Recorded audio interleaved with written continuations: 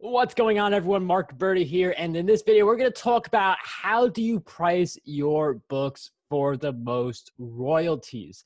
There is this balance beam that we have to constantly be on when thinking about how to price our books.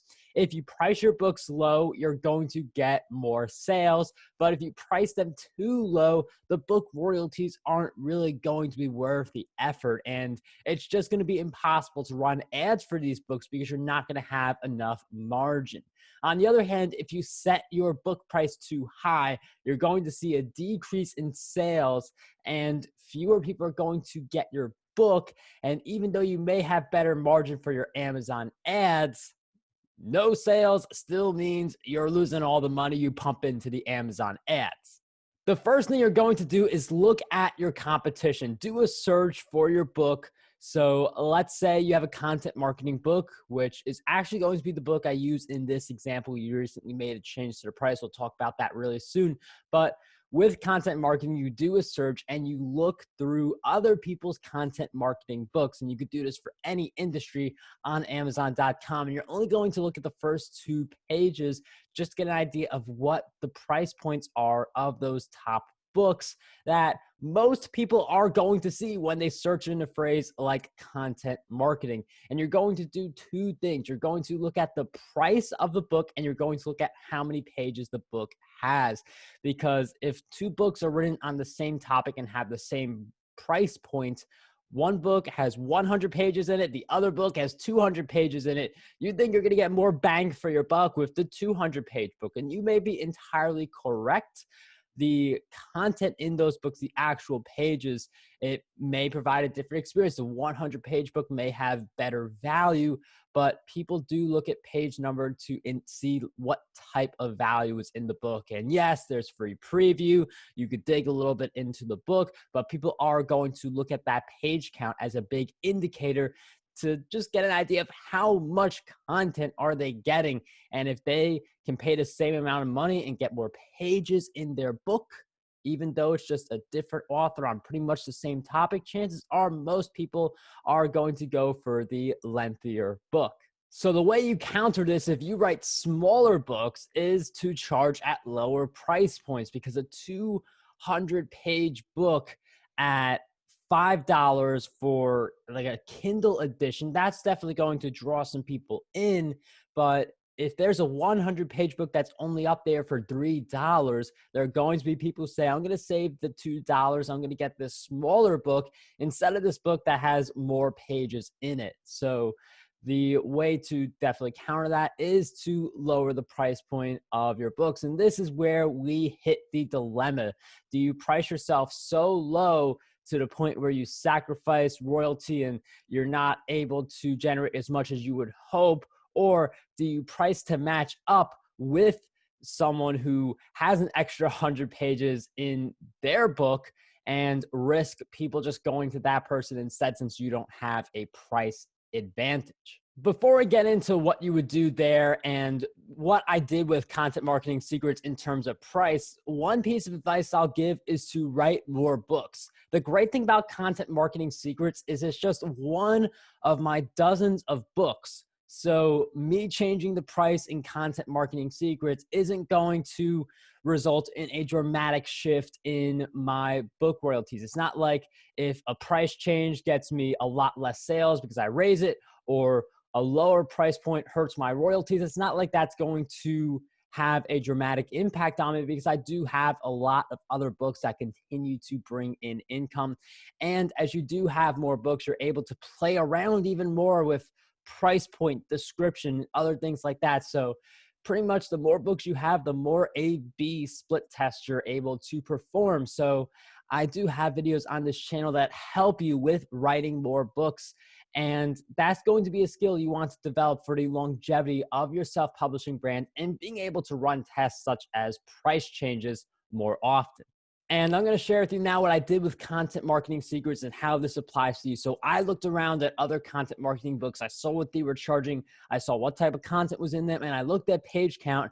And based on what I have with Content Marketing Secrets, I decided to do a test and see what would happen if I raise my price from $14.99 to $19.99. So I added an extra $5 to the paperback.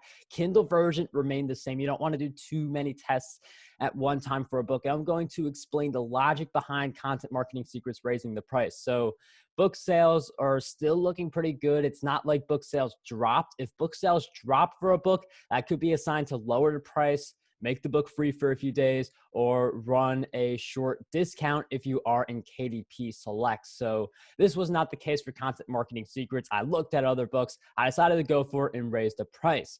Now, the reason why I did this is it does help me with the royalty, but from a margin standpoint, it just gives me more space in my Amazon ads. So looking at my Amazon numbers, we go from $4.78 per sale from Amazon.com sales for the paperback, and that goes up to $7.78, a full $3 increase per book sale. We're talking about a 63% jump right there.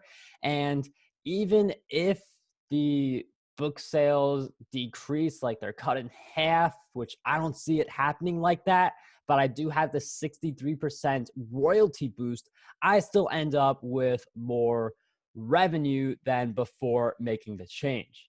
And the royalty per sale for expanded distribution goes from $1.79 to $3.79 per sale, which represents a 112% increase. And with the expanded distribution now being something a little more meaningful than just $1.79 per sale, it does allow me to see more royalties come in. Now, the exchange is when you see an increase in price, you usually see a decrease in sales. But now that I have more margin for the Amazon ads, I'm able to run more Amazon ads with a lot less worry. I have a bigger margin of error. I could afford more clicks before getting that first sale. And even if people see the price increase and they're suddenly not able to do the $19.99 for the book, the Kindle price has remained unchanged at $4.99. And that has still been a reliable price point for Content Marketing Secrets since it's almost 300 pages. And that has just been able to consistently bring in more sales. So worst case scenario, someone who would have bought the paperback at the lower price point, they just say, okay, we're going to buy the Kindle version instead. Or maybe they just don't buy the book, but I do get more people paying that $19.99 price point, which leads to a higher royalty per sale. And it just gives you that extra margin to play with. So what does this actually mean for you?